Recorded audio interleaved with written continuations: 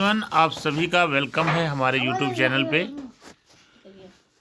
आज के इस इम्पोर्टेंट सेशन में हम आपको प्रेजेंट परफेक्ट टेंस का जो बचा हुआ पोर्शन था उसके बारे में हम आपको डिटेल से बताएंगे और उसका ट्रांसलेशन समझाएंगे कि कैसे इसको करना है। यहाँ पे जो इंट्रोगेटिव सेंटेंस हमको बताना है वो WH ग्रुप से शुरू होने वाला इंट्रोगेटिव वाक्य है।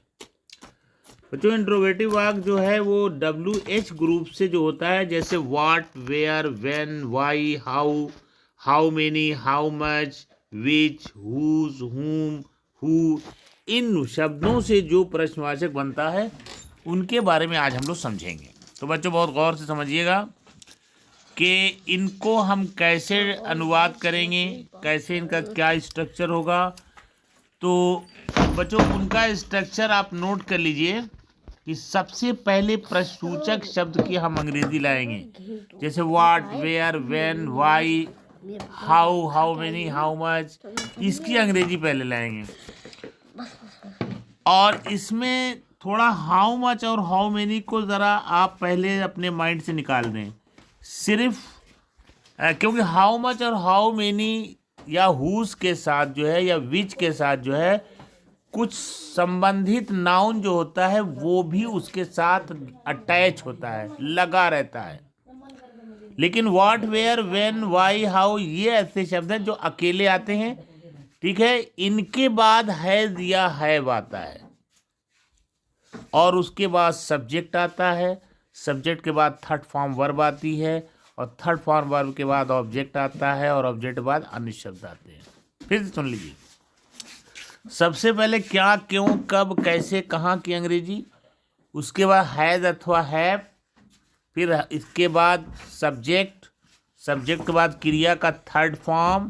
देखिए प्रश्नवाचक है लेकिन थर्ड फॉर्म ही लिखेंगे, इसका ध्यान रखिएगा, क्योंकि प्रेजेंट टेंस और पास्ट टेंस में जब प्रश्नवाचक वाक्य बनता है तो क्रिया का फर्स्ट रूप आता है, लेकिन परफेक्ट टेंस में प्रश्नवाचक वाक्यों में भी क्रिया थर्ड फॉर्म में ही लिखी जाती है। उसके बाद ऑब्जेक्ट लिखेंगे और ऑब्जेक्ट के बाद फिर जो है अन्य शब्द लिखेंगे। उदाहरण से हम इसको समझते हैं, अच्छी तरह समझ में आ जाएगा। यहाँ मेरे जो है बोर्ड पे स्क्रीन पर भी आपको जो है इसका वो स्ट्रक्चर शो हो रहा है, इसको ना हो तो आप नोट कर लें या इसका स्क्रीनशॉट ले लें, ठीक है। अब हम आपको एग्जाम्पल समझाने जा रहे हैं।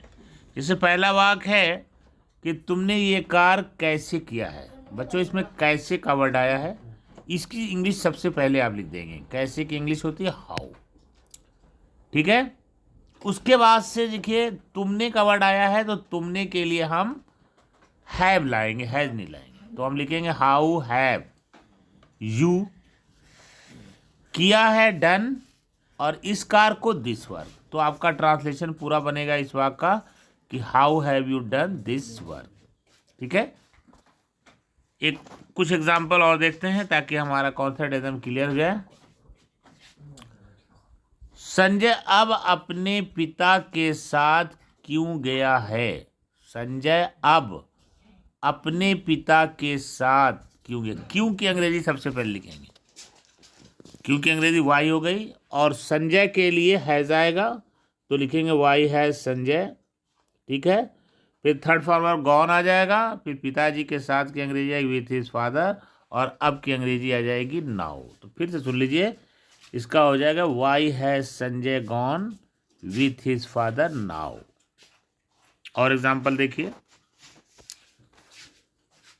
तुमने आज शहर के नए होटल में क्या खाया है।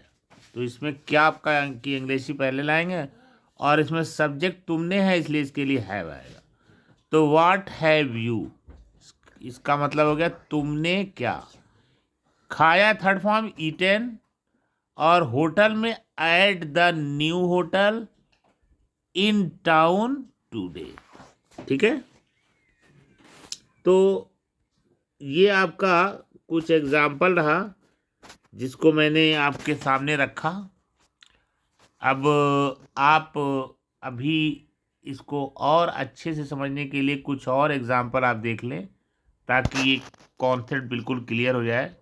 जैसे आपका वाक्य है कि तुम्हारे सभी दोस्त कहाँ चले गए हैं।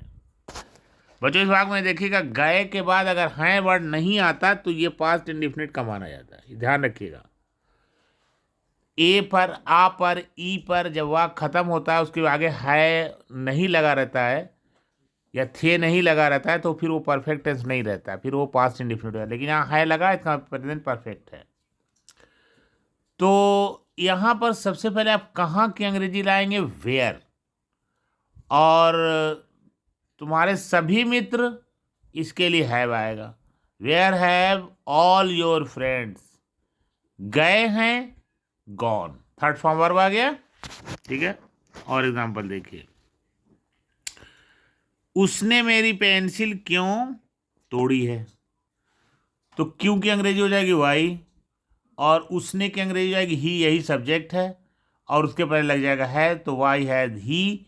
तोड़ने की अंग्रेजी ब्रोकन, और माई अपनी पेंसिल, माई पेंसिल उसका हो जाएगा। उसके बाद एग्जाम्पल और भी देख लीजिए ताकि और अच्छे से समझ में आ जाए। मोहन राकेश के साथ कहाँ गया है, तो कहाँ की अंग्रेजी होगी? Where has Mohan gone with Rakesh.